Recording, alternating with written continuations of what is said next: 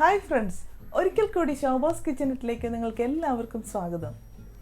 ഇന്ന് ഞാൻ ഉണ്ടാക്കുന്നത് പ്രോൺസും പാലക്കും ചേർന്നിട്ടുള്ള ഒരു കിടിലൻ കറിയാണ്. ഇത് ചപ്പാത്തിയുടെ കൂടെയും പിന്നെ കൂടാതെ ചോറിൻ്റെ കൂടെയൊക്കെ കഴിക്കാൻ വളരെ രുചികരമായിട്ടുള്ള ഒരു വിഭവമാണ്. ഇതിനകത്ത് ഞാൻ ഒട്ടും ഓയിലേ ചേർക്കുന്നില്ല. അതും പ്രത്യേകിച്ച് വേറൊരു അഡീഷണലായിട്ട് 2 ഇൻഗ്രീഡിയൻസ് കൊണ്ട് ചേർത്തിട്ടാണ് ഞാനിത് ഉണ്ടാക്കിയിരിക്കുന്നത്. നമുക്കിത് ഒട്ടും സമയം കളയാതെ ഈ പാലക് പ്രോൺസ് എങ്ങനെയാണ് തയ്യാറാക്കുന്നതെന്ന് നോക്കാം. പിന്നെ ഒരു കാര്യം കൂടി ഞാൻ നിങ്ങളെ ഓർമ്മിപ്പിക്കുകയാണ്. എൻ്റെ ചാനൽ ആരെങ്കിലും പുതുതായിട്ട് കാണുന്നുണ്ടെങ്കിൽ സബ്സ്ക്രൈബ് ചെയ്ത് സപ്പോർട്ട് ചെയ്യണം. അതിൻ്റെ സൈഡിലുള്ള ബെല്ലൈക്കൺ കൂടി ഒന്ന് എനേബിൾ ചെയ്താൽ മാത്രമേ ഞാൻ പുതുതായിട്ട് വീഡിയോകൾ അപ്ലോഡ് ചെയ്യുമ്പോൾ നിങ്ങൾക്ക് അപ്പോഴപ്പോഴേ കിട്ടത്തുള്ളൂ. പ്രോൺസ് പാലക് ഉണ്ടാക്കാനായിട്ട് ഞാനിവിടെ 250 ഗ്രാം പ്രോൺസ് എടുത്തിട്ടുണ്ട്. ഇത് ഏകദേശം ഒരു നല്ല വലിപ്പമുള്ള പ്രോൺസാണ്. നന്നായിട്ട് ക്ലീൻ ചെയ്തെടുത്താണിത്. ഒരു 25ഓളം പ്രോൺസ് ഉണ്ടിത്. ഇനി നമുക്ക് അടുത്തായിട്ട് വേണ്ടിയത് പാലക്കാണ്. ഇത് 200 ഗ്രാം പാലക്ക് എടുത്തിട്ടുണ്ട്. ഇതും നന്നായിട്ട് ക്ലീൻ ചെയ്ത് എടുത്താണ്. പിന്നെ അരയ്ക്കാനായിട്ടുള്ള ആവശ്യമായിട്ടുള്ള സാധനങ്ങളെന്ന് പറയുന്നത് 1 കപ്പ് തേങ്ങ തിരികിയത്, 1 കഷ്ണം ഇഞ്ചി, ഒരു 2-3 ചുമന്നുള്ളി, ഒരു 3-4 ചെറിയ വെളുത്തുള്ളി, പിന്നെ എരിവിനനുസരിച്ചായിട്ട് മുളക്. അപ്പോൾ ഓരോരുത്തരുടെ എരിവിനനുസരിച്ച് ഇടണം. പിന്നെ നമുക്കൊരു അല്പം പുളി വേണം. അതിനായിട്ട് ഞാനിവിടെ മാങ്ങ എടുത്തിട്ടുണ്ട്. പിന്നീട് ഒരല്പം ഉലുവാപ്പൊടിയും ഒരു 1/2 ടീസ്പൂൺ മല്ലിപ്പൊടിയും വേണം. നമുക്ക് ആദ്യം ചെയ്യേണ്ടത് ഈ പാലക്കൊന്ന് ബ്ലാൻഡ് ചെയ്തെടുക്കാം. ഞാൻ വെള്ളം തിളപ്പിക്കാനായിട്ട് വെച്ചിട്ടുണ്ട്. അതിലേക്ക് 1 ടീസ്പൂൺ ഉപ്പിട്ട് കൊടുക്കാം. എന്നിട്ട് ഈ പാലക്ക് പെട്ടെന്ന് ബ്ലാൻഡ് ചെയ്തെടുക്കണം. ഈ തിളയ്ക്കുന്ന വെള്ളത്തിലേക്ക് ഈ പാലക്കങ്ങ് ഇട്ട് കൊടുക്കുക.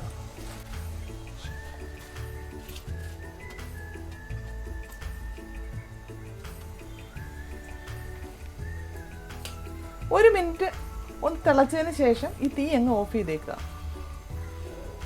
ഒരുപാടിട്ട് തിളപ്പിക്കരുത്. ഇത്രയും മതി. ഞാനിവിടെ തണുത്ത വെള്ളം ഒരു പാത്രത്തിൽ എടുത്ത് വെച്ചിട്ടുണ്ട്. അതിലേക്ക് ഈ പാലക്കങ്ങ് കോരിയിട്ട് കൊടുക്കും. അപ്പോഴത്തേക്ക് ഇതിൻ്റെ കളറൊന്നും പോകാതിരിക്കാൻ വേണ്ടിയിട്ടാണ് ഇങ്ങനെ ചെയ്യുന്നത്. അല്ലെങ്കിൽ കളർ അതിൻ്റെ മാറിപ്പോവും. ഈ വെള്ളം നമുക്ക് ഊറ്റിക്കളഞ്ഞിട്ട് അരയ്ക്കാനായിട്ട് മിക്സിയിലോട്ട് ഇടാം. ഈ ബ്ലാൻഡ് ചെയ്ത പാലക്ക് ഞാനിത് മിക്സിയുടെ ജാറിലേക്ക് ഇട്ടിട്ടുണ്ട് നന്നായിട്ട് അരച്ചെടുക്കാനായിട്ട്. ഇനി ഇതിൻ്റെ കൂടെ നമുക്ക് 1 കപ്പ് തേങ്ങ തിരികിയതും കൂടെ ഇട്ട് കൊടുക്കാം. അതിലേക്ക് നമ്മൾ ഈ എടുത്തു വച്ചിരിക്കുന്ന 2 പച്ചമുളകും 1 കഷ്ണം ഇഞ്ചിയും ഈ വെളുത്തുള്ളിയും ചുവന്നുള്ളിയും കൂടെ ഒന്ന് അരിഞ്ഞിതിലേക്ക് ഇടാം. ഇനി ഒരു 1/2 ടീസ്പൂൺ മല്ലിപ്പൊടിയും കൂടി ഇതിലേക്ക് ഇട്ട് കൊടുക്കാം. ഒരു ഫ്ലേവറിന് വേണ്ടി മാത്രം.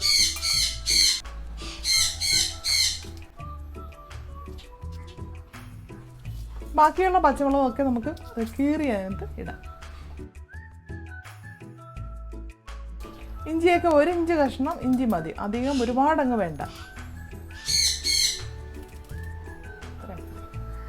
ഇനി ഇത് നന്നായിട്ട് അരച്ചെടുക്കാം.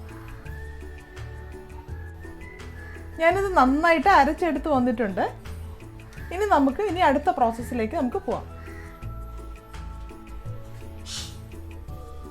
ഇനി നമുക്ക് ഒന്നുകിൽ ഒരു ചട്ടിയോ അല്ലെങ്കിൽ നല്ല ചൂട് കട്ടിയുള്ള ഒരു പാനോ എടുത്തിട്ട് അതിലേക്ക് നമ്മൾ ഈ ക്ലീൻ ചെയ്ത് വെച്ചിരുന്ന പ്രോൺസ് നമുക്ക് ഇതിലേക്ക് ഇടാം.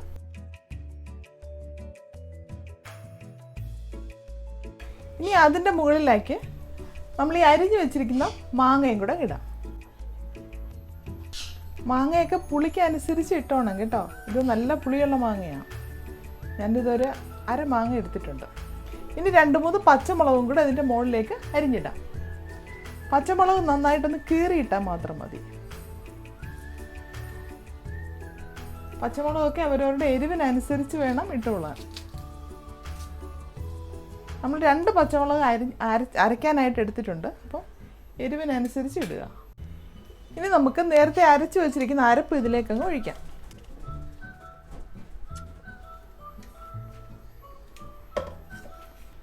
ആവശ്യത്തിന് ഉപ്പും കൂടി ഇതിലേക്ക് ഇടാം. ഇനി നമുക്കിത് കുക്ക് ചെയ്യാനായിട്ട് തുടങ്ങാം.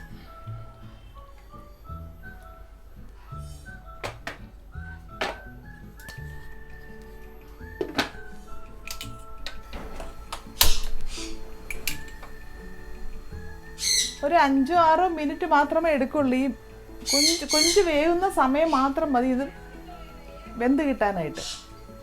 ഒന്ന് തിളച്ചതിന് ശേഷം നമുക്കൊരു 1/4 ടീസ്പൂൺ ഉലുവപ്പൊടിയും കൂടെ ഇതിലേക്ക് ചേർക്കണം. ഇനി നമുക്ക് ഇതിലേക്ക് ഒരു 1/4 ടീസ്പൂൺ ഉലുവ പൊടിച്ചതും കൂടെ ചേർക്കാം. ഇത് ഉലുവ ഡ്രൈ റോസ്റ്റ് ചെയ്ത് പൊടിച്ചെടുത്താണ്. അതുകൂടെ ഇതിലേക്ക് അങ്ങ് ഇട്ട് കൊടുക്കുക. തീ അങ്ങ് മീഡിയം ഫ്ലെയിമിലാക്കണം. എന്നിട്ട് ഇടയ്ക്ക് ഇങ്ങനെ ഒന്ന് ചുറ്റിച്ചു കൊടുക്കുക.